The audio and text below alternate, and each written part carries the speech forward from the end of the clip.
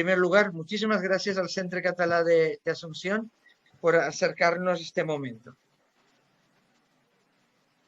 Sant Jordi, patró de Catalunya, un llibre i una rosa.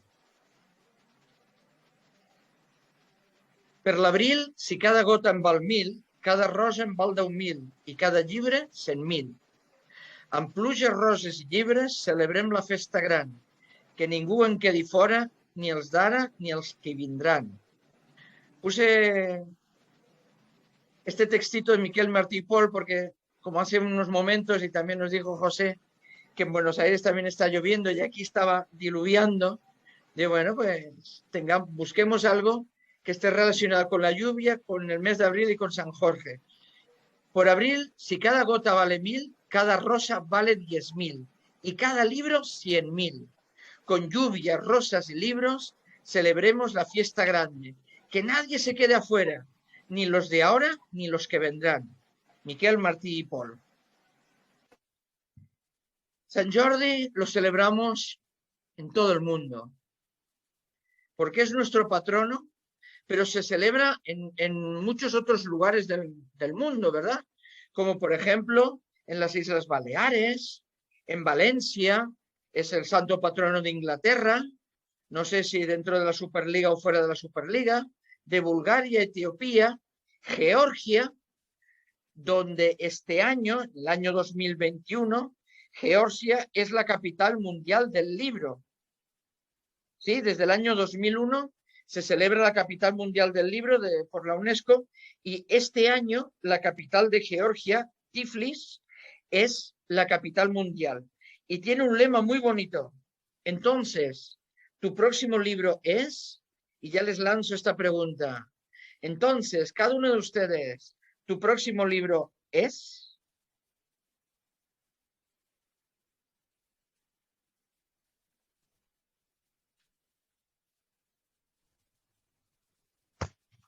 En Cataluña, Sant Jordi es la celebración a partir de la rosa y de la feria de flores.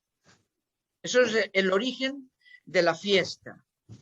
Está centrada en la flor, porque estamos en primavera en el hemisferio norte y empiezan a florecer. Y esas flores se relacionan con la tierra y se relaciona también con la fecundidad. ¿Hay alguien que levantó la mano? No sé si podemos anotar las preguntas que quieren hacer para hacerlas al final, pero si es algo muy importante, Janice, también se les puede dar participación. Si les parece, pueden ir escribiendo en el chat. Entonces, después al terminar la charla, vamos a ir siguiendo ese orden. Perfecto, gracias.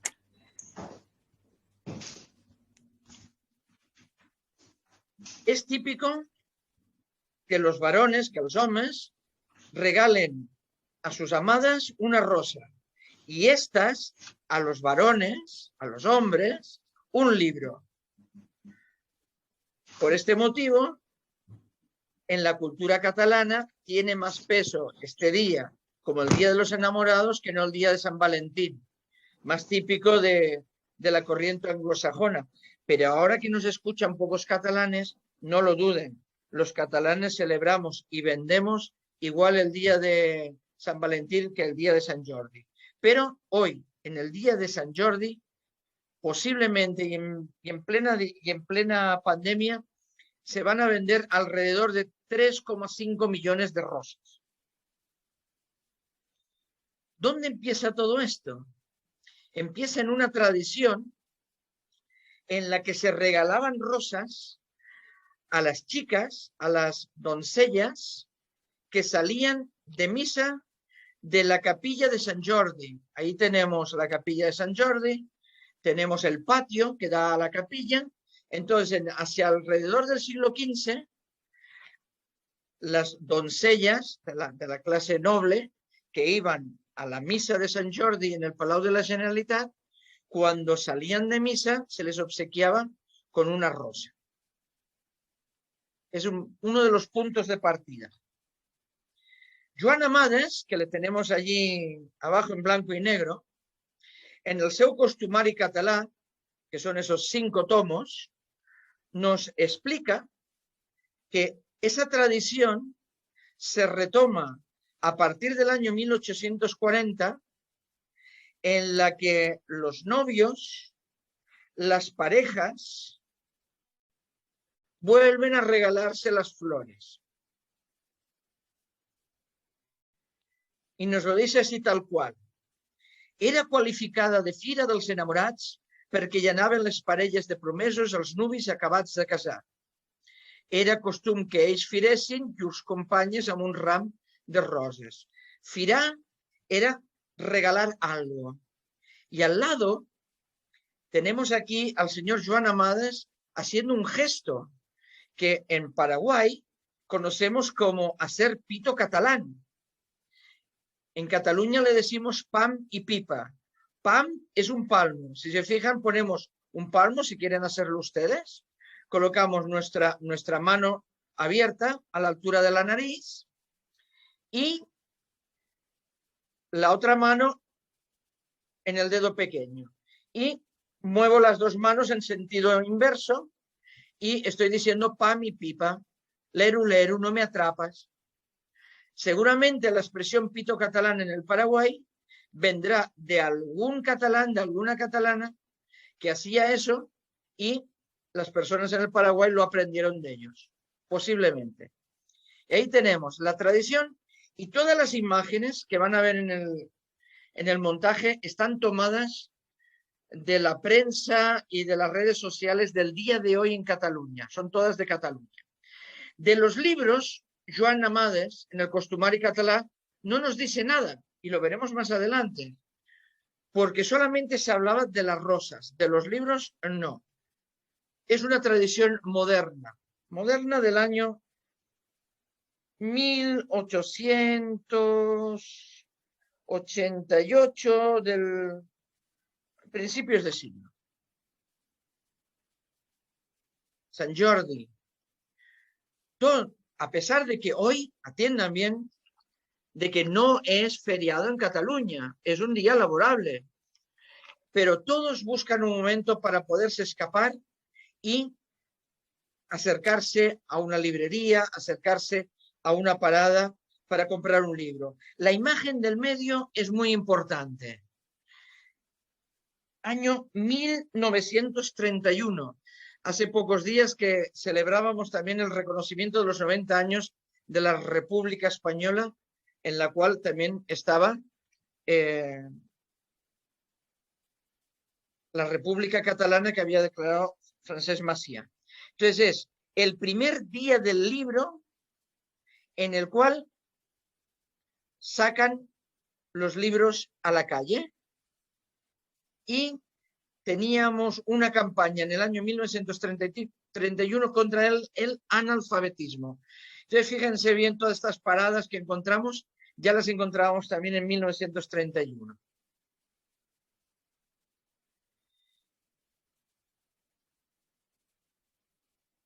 Es un Sant Jordi este año de la esperanza, es un Sant Jordi que no nos puede dejar con la boca cerrada, sino que nos deja con la boca abierta, aunque esté detrás de una mascarilla. ¿Por qué? Porque salimos a celebrar.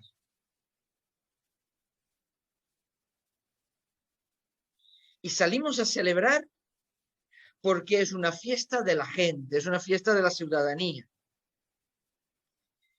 Y hoy un homenaje, este año tenemos una compañera en les trobades de llengua y cultura catalana, Sara, que ahora mismo está en una guardia, quizás como muchas de las personas que nos están escuchando y que tienen amigos, parientes o conocidos.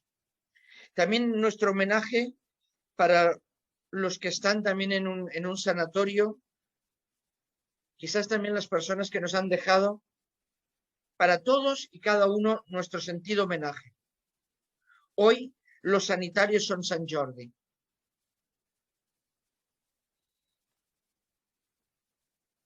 Pero, ¿quién picó luego fue Sant Jordi? Este icono griego. Es un nombre griego que significa el que trabaja la tierra, el pagés, el llaurador, el xococué, el campesino. Posiblemente fue un soldado romano del siglo III que nació en la Capadocia. Y la Capadocia en sí significa la tierra de los bellos caballos. Y qué casualidad que también a San Jordi siempre lo representamos montado sobre un caballo blanco. De la vida del santo, de este santo, casi no tenemos datos históricos, solamente referencias en muchos libros. La tradición católica nos dice que era hijo de un oficial romano de la Capadocia, ¿verdad? Ese lugar tan característico en Turquía, que no solamente Turquía son las telenovelas, ¿verdad? O sea que Asia y Gigit algún día llegarán a casarse, pero antes de eso, en la Capadocia ya existían lugares maravillosos como este que estamos viendo. Entonces este Geroncio, oficial romano, y que estuvo destinado en Diospolis, lo que en el Apocalipsis conocemos como la Odisea, y que también el apóstol San Pablo dirige cartas a los colosenses y recuerda esta iglesia de Diospolis. En la imagen inferior tenemos los restos que quedan de la ciudad, que tiene una anécdota muy curiosa, porque en el Apocalipsis leemos este texto del ángel que dice, y escribe el ángel a la iglesia de la Odisea, y porque no eres ni frío ni caliente, te voy a vomitar. Pero es que Juan quizás conocía el lugar, Juan como el escritor del Apocalipsis, porque realmente esta población importantísima en la Turquía romana hicieron un acueducto para traer el agua a la ciudad. Pero el problema es que el agua que llegaba a la ciudad no era ni fría ni caliente, era tibia. Entonces provocaba que la gente vomitara. Para que veamos también una curiosidad. Este soldado romano se casa allí con una joven llamada Policronia y tienen un hijo. Ahí tenemos a San Jordi de pequeñito, o podía haberlo sido, ¿verdad? Georgius. Siguiendo los pasos de su papá, se alista en el ejército romano y a los 30 años lo destinan como tribuno popular, no tribuno milites, sino que forma parte de la guardia personal del emperador. Y aquí quiero que presten este detalle de cómo la iconografía también griega lo representa sin el caballo, sino lo representa como soldados romanos.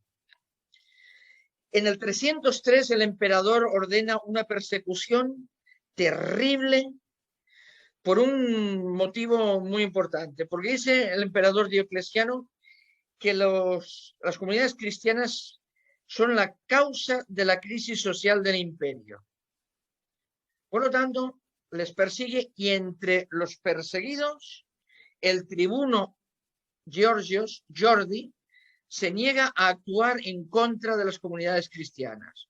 Al ser interrogado, él dice que es cristiano y Diocleciano, que se picha demasiado mucho, ¿verdad? Ordena que le torturen y lo encadenan en esa imagen que tenemos de un icono búlgaro en una rueda de espadas. No solamente lo despedazaron, sino que también desmembraron lo poquito que quedaba, le cortaron la cabeza. Y posiblemente todo esto ocurrió en la ciudad de Nicomedia, también en Turquía. El cuerpo del mártir, del testimonio, lo que significa mártir, testimonio, fue trasladado a Lida. Y allí tenemos la tumba de San Jordi. Tenemos la tumba. No garantizamos que tengamos el cuerpo ahí dentro porque, como muchas reliquias de la antigüedad, está repartido por prácticamente todo el mundo. En un lugar hay un dedo, en otro lugar hay una parte del cráneo.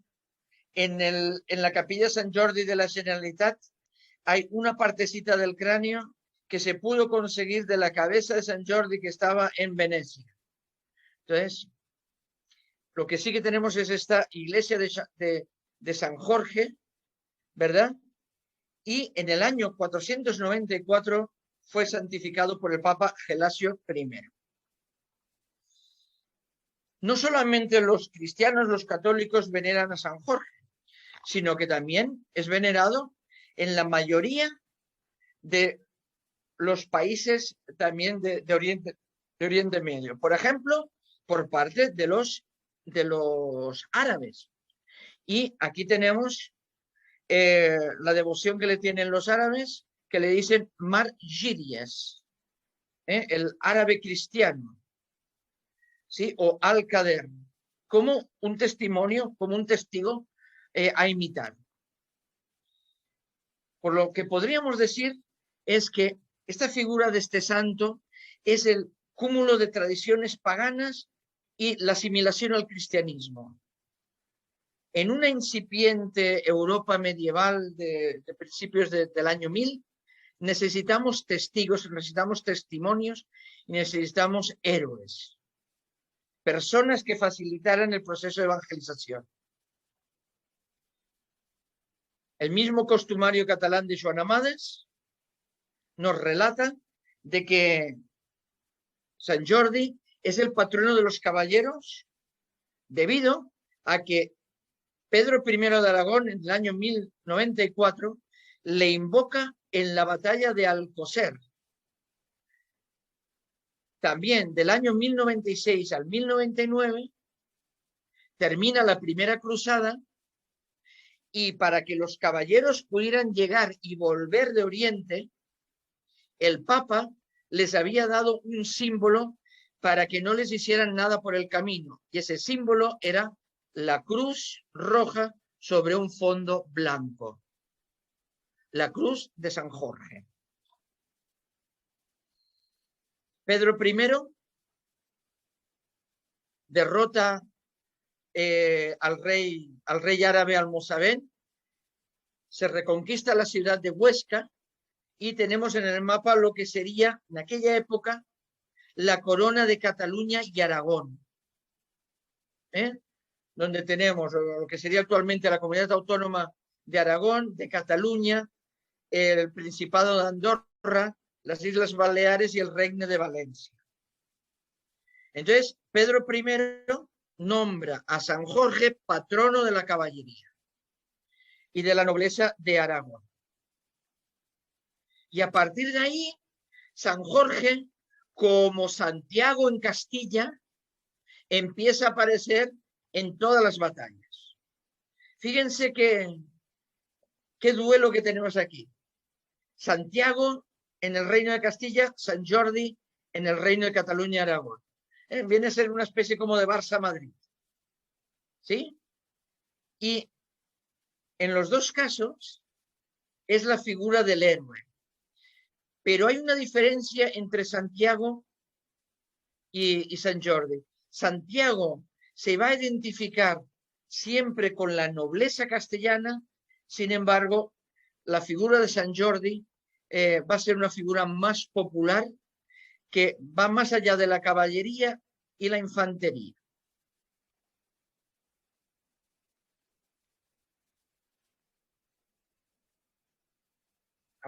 Acordémonos de esta imagen del Reino de Cataluña y Aragón. Y actualmente la imagen que ven allí son los països catalans. Y le llamamos països catalans a los lugares donde geográficamente la cultura catalana es predominante. No hablamos de una Cataluña solamente, sino que hablamos de un territorio, el sur de Francia, el Reino de Valencia, las Islas Baleares, una población muy pequeñita que es l'Alguer en Córcega, en Italia. Entonces, a partir del año 1456, las Cortes catalanas reunidas en Barcelona declaran a San Jordi patrón de Cataluña. Mossèn Sant Jordi es patró y advocat del señor rey. Mi señor San Jorge es patrono y abogado del señor rey.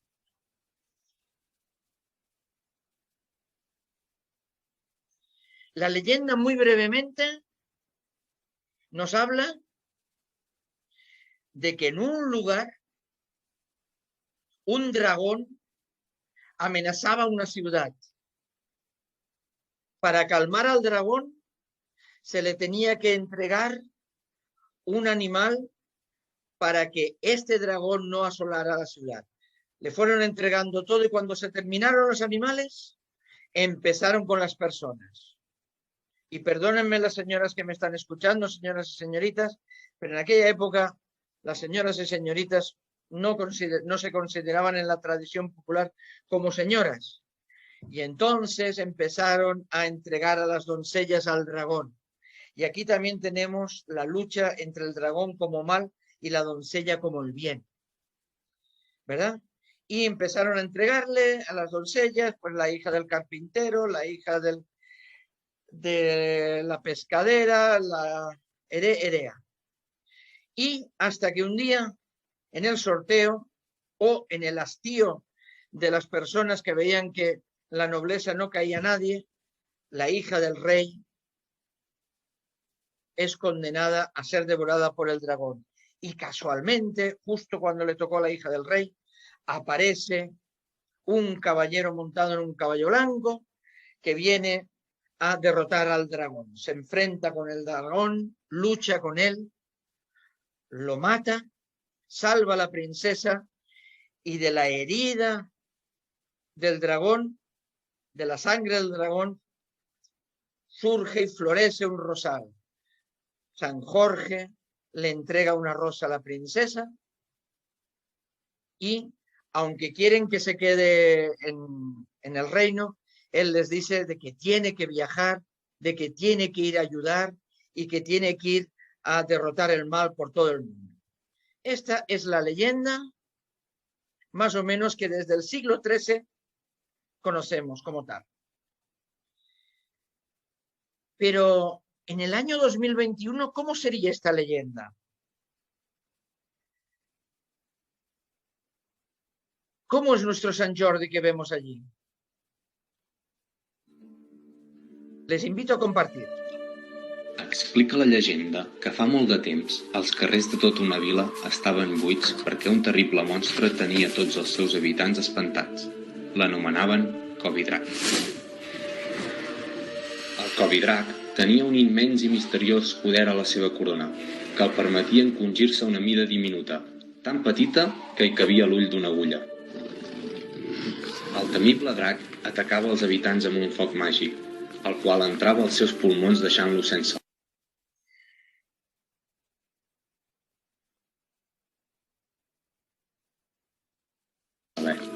A mesura que passaven els dies, el foc màgic s'anava escampant per tots els carrers. Espantades, les persones es van amagar a les seves llars durant molt de temps. La Guàrdia Imperial va intentar destruir-lo, però cada intent va ser fallit. El Covidrac era immune a les fletxes i espases. El que més el frenaven eren els milers i milers de valents mags i senadors que lluitaven a primera línia apagant els focs màgics del monstre. No obstant, cada dia a les 8 de la tarda, els vilatans sortien per les finestres i balcons de les seves cases i emitien un soroll ensordidor que debilitava el drac. N'hi havia d'altres que feien servir un poderós líquid que feia bombolles quan es fregaven les mans, i això feia aturar temporalment els poders del Covidrac. Però, tristament, tot això no era suficient per a destruir-lo. Van passar els dies i el drac encara seguia al poble fent mal als seus habitants. Després de molta feina per part de mags i alquimistes, una nit mentre tots els vilatans dormien i somiaven amb tornar a estar junts, van elaborar una poció màgica amb la que atrapaven tots aquests somnis i esperances que destruirien el drac malvat. Van enviar el seu emissari més valent, un individu vestit de color verdós, amb elements bèl·lics i amb una arma gegant penjada a l'esquena, que contenia la poció màgica. Quan va sortir el sol, l'individu misteriós i el drac estaven cara a cara. Van començar a lluitar. El Covidrac es resistia, però l'emissari tenia la seva arma més letal, una xeringa plena dels somnis de tots els habitants del planeta. El valent lluitador va clavar l'agulla al cor del drac i de les gotes que van caure al terra va néixer una preciosa rosa. L'emissari, cansat, es va treure part de l'armadura per poder recuperar-se i tots els vilatans van poder reconèixer la figura d'una dona forta, valenta. I així, És com a la vila mai més van tenir por i van entendre que l'arma més letal és no deixar de somiar tots junts amb un món millor.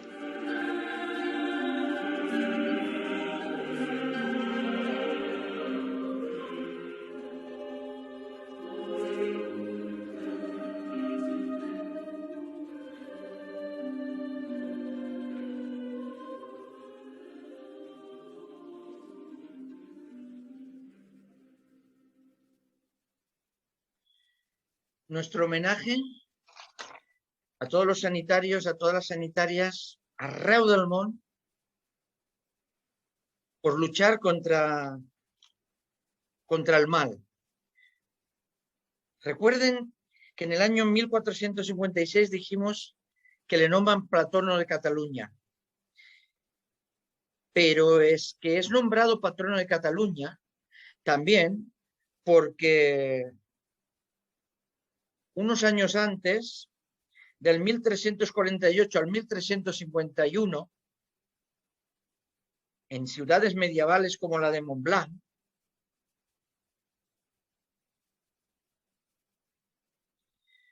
tenemos una gran peste que asola Europa. Y en esa peste, en la que mueren 50 millones de personas, Cataluña perdió una tercera parte de 300.000 personas que podían vivir en Cataluña, quedaron solamente 100.000, y una ciudad como Barcelona pasa de 50 a 28.000 habitantes. Y el encomendarse a Sant Jordi era encomendarse a combatir al dragón de la peste. Y fíjense la peste que era, el mal aliento, la suciedad, o sea, lo que se estaba viviendo. Y la princesa, ¿quién era? La tierra, el país, la bondad. Y Sant Jordi une estos dos aspectos. Sant Jordi lo hemos visto sobre todo en Oriente Medio, pero Joan Amades nos sitúa a el suceso de Sant Jordi con el dragón y la princesa en esta ciudad, Montblanc. La ciudad de Montblanc es una ciudad que se encuentra entre Tarragona, Lleida y Barcelona.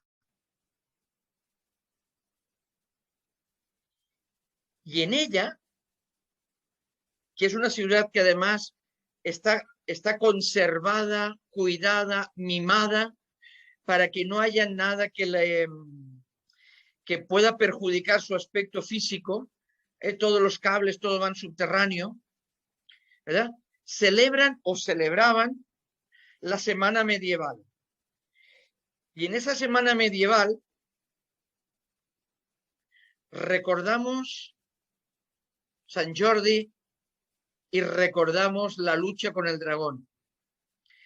Cada año hacen una encuesta para votar quién va a representar a Sant Jordi y quién va a representar a la princesa. Y solamente se pueden presentar a ese casting chicos y chicas que ese año hayan cumplido 18 años para poderse presentar al concurso.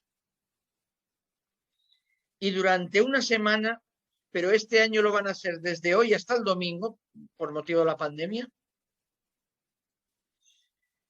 se celebra toda una semana medieval en la que se representa la historia de Sant Jordi, pero también hay luchas de caballeros, hay ambientes de mercados, se reúnen dragones, àligues, de todo el Principat. O sea, es un personaje que suele estar en muchas fiestas populares de Cataluña. Entonces, de cada población se reúnen y hacen fiestas y hacen desfiles para celebrar la semana medieval.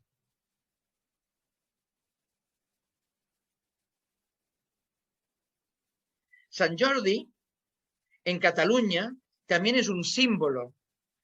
Y lo encontramos, que hemos dicho que era lo que el Papa les había dado a los cruzados, en los escudos. Por ejemplo, en el escudo de la ciudad de Barcelona. Y del escudo de la ciudad de Barcelona sale el escudo del Fútbol Club Barcelona. ¿Sí? Y en ese escudo podemos ver las 4 barras del Reino de Aragón con el escudo de Sant Jordi. ¿Sí?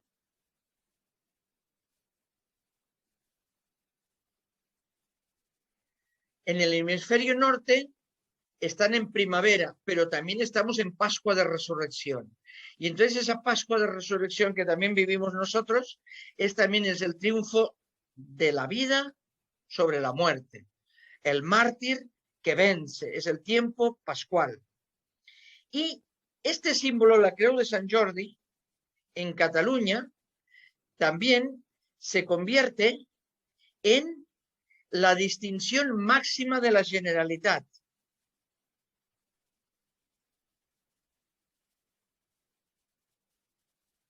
Creu de Sant Jordi que encontramos en muchísimos lugares.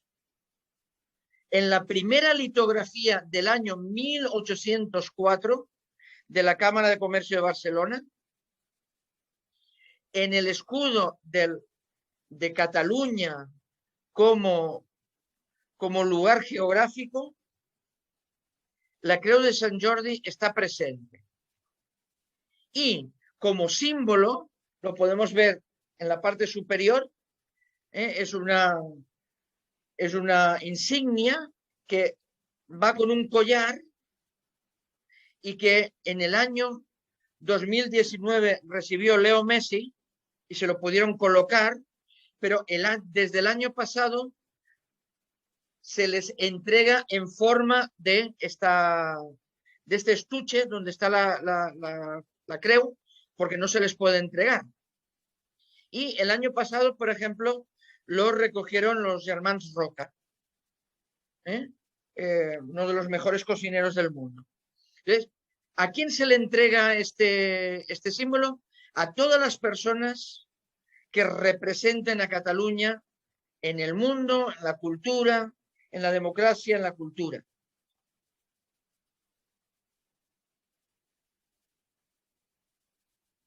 Creu de Sant Jordi. La rosa y el libro, el amor cortés. ¿De dónde vendrá también lo del libro? Ya hemos visto, recuerden, que la Feria de las Rosas venía del siglo XV del Palacio de la Generalitat. L'amor cortés, la tendresa. La rosa on l'amor s'hi posa. La rosa donde se pone el amor.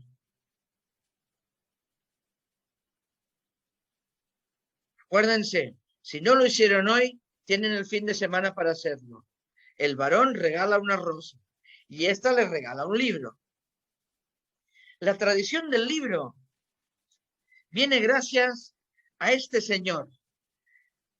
El de la izquierda, en una fotografía del año 1919, el de la derecha, en una fotografía del año 1958. Vicente Clavel. ¿Se acuerdan de eso? ¿Será la rosa, será el clavel? Bueno, pues la rosa de Sant Jordi se une con el clavel, que es el apellido de este librero valenciano que en el año 1914 funda una librería en Valencia y que en el año 1920 se traslada a Barcelona y la imagen del medio es el número 72 de la Rambla de Cataluña, donde funcionó la editorial Cervantes, fundada por este señor. Y este señor, en el año 1923, solicita a la Cámara del Libro de la ciudad de Barcelona que se celebre el Día del Libro y que se celebre el 7 de octubre. Porque este señor consideraba que el 7 de octubre había nacido don Miguel de Cervantes y Saavedra. Pero comparto con ustedes la partida de nacimiento de don Miguel de Cervantes y Saavedra, la cual está fechada el día 29 de septiembre del año 1547, pero sí que fue bautizado el 9 de octubre. Pero en aquella época aún no se había encontrado esta partida, y entonces la gente consideraba que el 7 de octubre era la fecha del nacimiento de Cervantes. En el año 1925, atento, Joan, en Buenos Aires, reitera Vicente Clavel en la exposición del libro español en Buenos Aires, año en la cual se edita por primera vez el Quijote en braille, la importancia de tener un día del libro. Y quien la sigue, la consigue. En el año 1926, el rey Alfonso XIII, ahí tenemos la Gaceta de la época, en la cual se declara el Día del Libro Español. Decreto que así flojito redactó el mismo Vicente Clavel. ¿Sí? Y que el ministro de la corte de Alfonso XIII, Eduardo Aunás, ministro de Trabajo catalán, publica. Abajo, si se fijan, las personas que quizás conozcan Cataluña, tenemos el Arco del Triunfo. Es el lugar al lado del Parc de la Ciutadella, donde en el año 1929 se celebró la Exposición Internacional de Barcelona. Y esta fotografía, que es del día de hoy, nos recuerda que los libreros catalanes consensuaron con Vicente Clavel para que la fiesta del Día del Libro no se hiciera en octubre. ¿Por qué? Porque en octubre, hacía muy poco tiempo, ya que el curso escolar en el hemisferio norte empieza en septiembre, que las familias habían gastado plata con los libros de texto. Por lo tanto, se compraba menos. Pero al mismo tiempo, también en octubre, hacía más frío. Pero, hacía frío, tengo frío. Y entonces sugieren pasarlo al día 23 de abril, que era primavera, que el día es más largo, por lo tanto se podía vender más. Y a partir del año 1929, la Cámara Catalana del Libro, y a partir del éxito que tuvo, que en 1929 pusieron en la Exposición Internacional paradas de libros en la calle, en 1930 se declara 23 de abril Día del Libro. Fuerza, determinación y lucha. Estamos terminando este pequeño encuentro y me gustaría decirles a cada uno de ustedes, desde donde estén compartiendo, gracias por conectarse, gracias por estar, gracias por venir, gracias desde cada uno de ustedes por abrir el libro de su vida y redactar con mejor o peor letra nuestro testimonio en catalán o en Cataluña, desde Paraguay, desde la Argentina, desde donde estén conectados. Como estas personas que hoy, en diferentes lugares, grandes y pequeños, desde diferentes ciudades, que han celebrado este día de Sant Jordi. Día de Sant Jordi que nos une a todos. Día de Sant Jordi que nos enamora.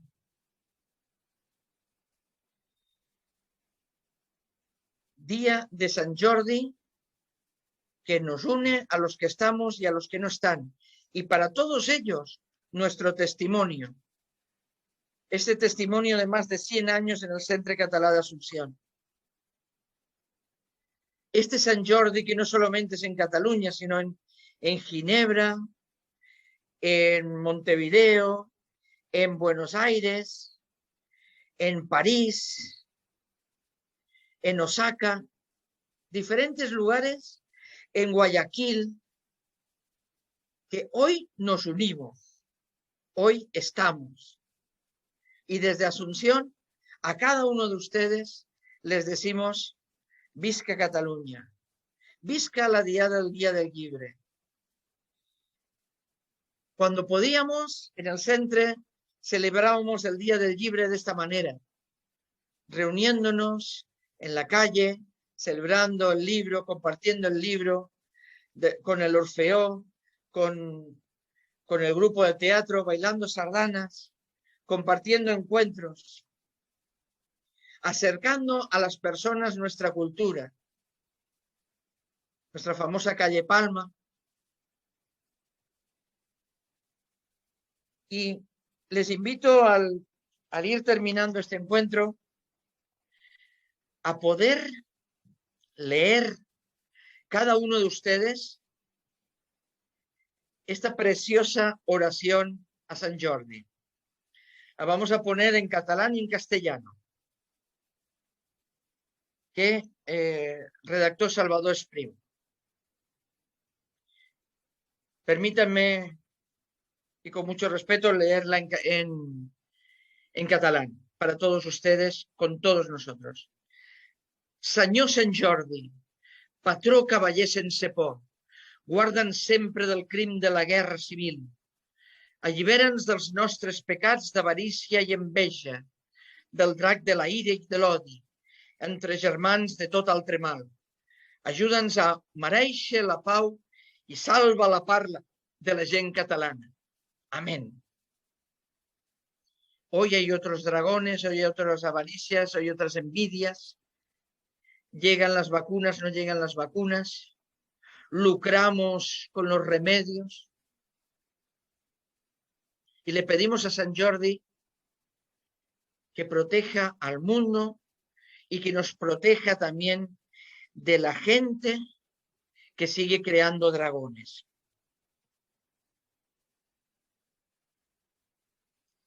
Y Sant Jordi,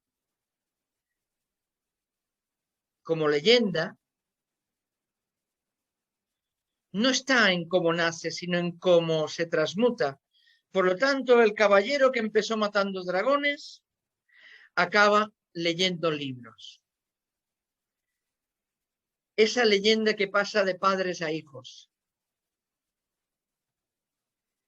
Esa leyenda que construye un país, que quizás Cataluña no será la mejor tierra del mundo, pero como decimos acá, es Ñaneretá, es nuestra tierra. Y es la tierra de todos los que aman Cataluña, aunque no hayan nacido allí.